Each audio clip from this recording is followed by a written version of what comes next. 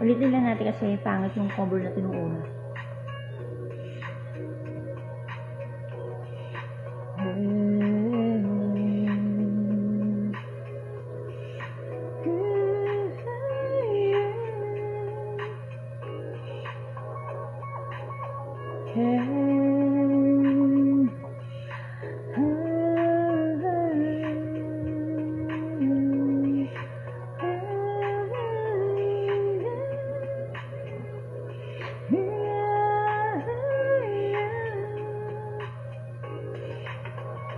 Kayo po na nakaupo, subukan nyo naman tumayo,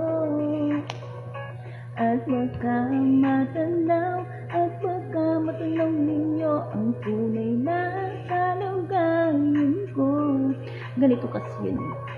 Tao po, nandiyan po ba kayo sa loob na malaking bahay at malawak na bakuran, mataas na pader, pinapaligiran ng nakapilang mga mamahaling sasakyan, mga bantay na laging bulong ng bulong, wala namang kasal pero marami ang nakabaro. Lumakas man ng ulan ay walang butas ng bubong, mga plato kutsara na hindi kilala ang kuko, at ang kanin ay siguti ng gatas na nasapaw. At kahit na hindi Pasko, sa lamesa ay may hamon. Ang sarap sigurong manirahan sa bahay na ganyan. Sabi pa nila ay dito mo rin matatagpuan ng tao na nagmamay-ari ng isang upuan, at pag may pagkakataon pinag-aagawan, kaya naman hindi niya pinakakawalan. Kung makikita ko lamang siya ay aking sisigawan.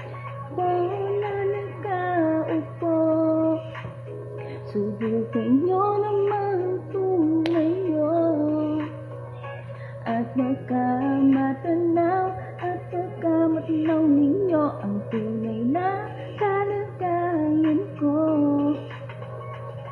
Mawalang galang na po sa taong nakaupo. Alam niyo yung pantakal ng bigas namin ay di puno. Ang dingding ng bahay namin ay pinagtagpitan tunyero. Sa gabi ay sobrang init na tumutunaw ng yelo na di kayang din upang ilagay sa inom. Pinakulong tubig sa lumang takuring uling-uling gamit ang panggatong na inanod lamang sa estero na nagsisilbing kusina sa umagay aming ban. Ang ikiinay na may kayaman ng isang kalder na nagagamit lang pag ang aking amo ay suweldo, pero kulang ng kulang pa rin. Kulang ng tuyo asin ng 50 pesos sa maghapon pagkakasyahin. Di ko alam kung talagang maraming harang o mataas lang ang bakod doon nagbubulag-bulagan lamang po kayo. Dahil sa dami ng pera niyo, walang doktor na makapagpapalinaw ng mata niyo, kaya huwag kang masyadong halata. Bato-bato sa langit, ang matumaayawang pagkaling. Bato-bato, bato sa langit, ang matumaan ay huwag masyadong halata. Huwag kang masyadong halata.